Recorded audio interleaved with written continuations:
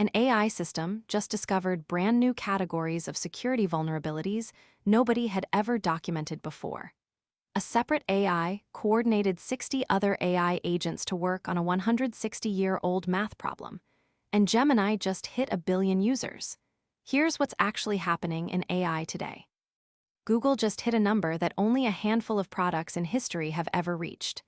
Sundar Pichai announced that the Gemini app crossed 1 billion monthly users, making it the 14th Google product to ever hit that mark, joining Search, Gmail, and YouTube. What's notable is the speed. Google is calling this the fastest-growing product in company history. Over 60% of users are actually talking to it with their voice, not typing, and it's generating more than 150 million images a day. Google is framing this as putting Gemini roughly neck and neck with ChatGPT, which crossed the same billion-user line back in June.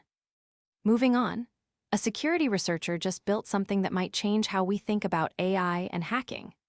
James Kettle created an autonomous AI system, tested it against 30,000 possible attack methods on real, authorized websites, and it found roughly 700 sites with a genuine, exploitable flaw, including banks, government systems, and even an airport.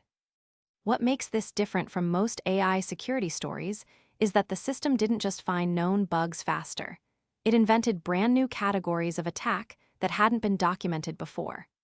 Kettle is calling it the first real case of AI producing genuinely original security research, not just repeating what humans already knew to look for.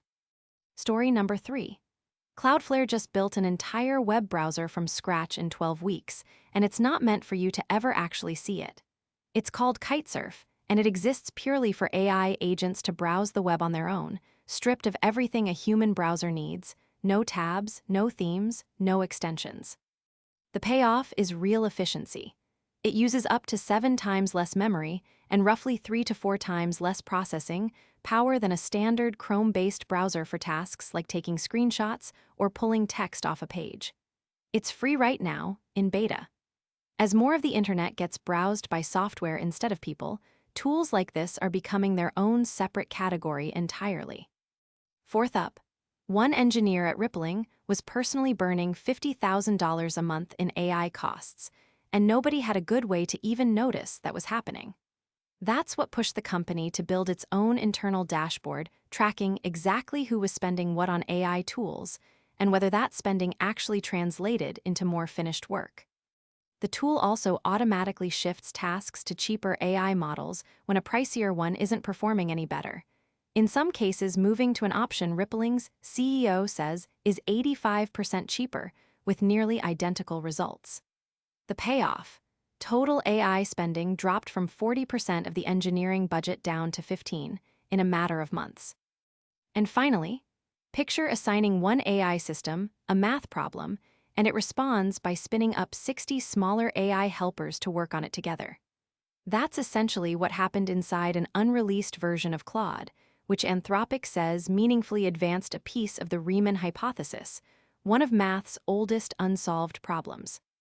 It didn't solve the whole thing, but it did improve a key technical bound from around 42% up to 67%, mostly by combining ideas already scattered across published research. To get there, the system generated 650 initial approaches, coordinated those 60 subagents through 2,400 commands, and burned through 31 million tokens along the way. Less a math breakthrough, more proof AI can now run its own research operation. Today's stories all point the same direction: AI systems doing more of the work themselves, at scale, with less human hand-holding at every step. Worth watching closely. If this helped you keep up, subscribe. I do this every day. Take care of yourself and the people around you, and I'll see you in the next one.